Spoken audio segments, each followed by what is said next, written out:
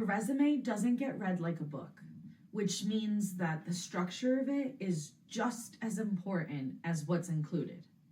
There are some options in how you can structure your resume, and we're about to go through them. There are 3 main formats that you can use to structure your resume. Let's start with chronological. This one's a classic. Your most recent job listed first, followed by the rest in reverse order. This format works very well if your work shows clear growth in one specific career or industry. If your path looks great on paper, use it. Use the chronological format. This format focuses more on what you can do rather than where you've done it. You lead with skills, themes, and strengths, and not the job or title. This is very helpful when you're changing industries, re-entering the workforce, or simply trying to start a new conversation. But here's the thing. A functional resume can often raise some red flags to recruiters. So use this wisely along with other marketing documents to make sure that you're telling the proper story. This is the sweet spot for a lot of professionals. You start with a great punchy summary, go into the list of the core competencies, and move into a condensed work history. It gives you the flexibility to show a bit of your personality and who you are now, as well as what you've done for others in the past. So which format should you go for? If your work history already tells the story for you, don't make it harder for yourself and simply use chronological. If your skills are more impressive than your titles, then hybrid might be more of the move. Now, if your past roles truly don't reflect where you're going, functional is going to be more of where you head. Just be ready to support it elsewhere with either cover letters or other marketing documents. Now, I really do want to be clear with you about this. Structure isn't just about format. It's about clarity. We don't want it to be more difficult to be able to tell what you can do just because you're filling it with more words. A beautiful resume is not full of graphics and logos.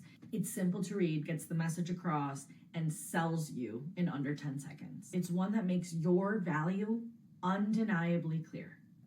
Here's what a great resume might look like.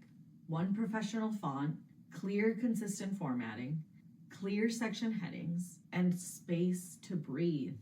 White space is your friend. You do not have to fill every corner of the page. It's more important to get your message across in less words than more. Skip the headshots, skip the fancy charts. Save that energy for your LinkedIn or your creative portfolio if you are in a creative industry.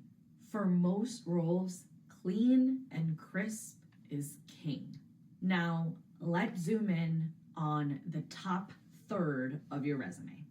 This is called the resume prime real estate. In modules 1 and 2, we focused on helping you uncover your value, clarifying what you bring to the table and the strengths that set you apart. Don't waste it on a generic objective. Instead, use it for a professional summary. 2 to 3 strong lines that communicate who you are, what you're great at, and the value you bring. This becomes the anchor for everything else on the page. Right below that, you'll want a core competencies section. Think 6 to 12 keywords that reflect the job that you're applying for. The tools, the strengths, systems, or industries that matter in your space. This section does 2 things. It signals to the reader what you excel at, and it helps you move through applicant tracking systems that are scanning for exactly those terms. From there, you'll move into your work experience. And here's the key. Don't just list tasks. Show those wins, the wins that we wrote down, the examples, highlight impact, share outcomes that prove the results that you deliver. After your experience, you'll include education, certifications, and finally, any information that adds value. Languages, publications, volunteer work. Keep every section clearly labeled, logically organized, and easy to scan. Let's pause for a quick note on that applicant tracking system. The scanners that most companies use nowadays. They can't always read columns or text boxes, so avoid anything fancy. Save your resume as a PDF unless told otherwise, and stick to conventional headings. Call the sections, for example, experience, not things like where I've been killing it. Remember, the job of your resume is not to be flashy. It's to make it obvious why you belong in the room. If someone has to dig to figure out what makes you great, you've already lost their attention. Ask yourself, does your current resume guide the reader or confuse them? Okay, now it's your turn. Go ahead and open the worksheet, How to Write Difficult Resume Sections. This worksheet is designed to walk you through the parts of the resume that tend to feel the trickiest. Use the prompts to answer who you are, what you do best, and the kind of value you bring. Then you can take a shot at drafting your own version in the space provided. You're also going to practice turning everyday tasks into measurable wins. There will be an example table in the worksheet to show you how to reframe what you did into the impact that you made. There's also a section on employment gaps. Remember that gaps are normal. It's all about how we explain them.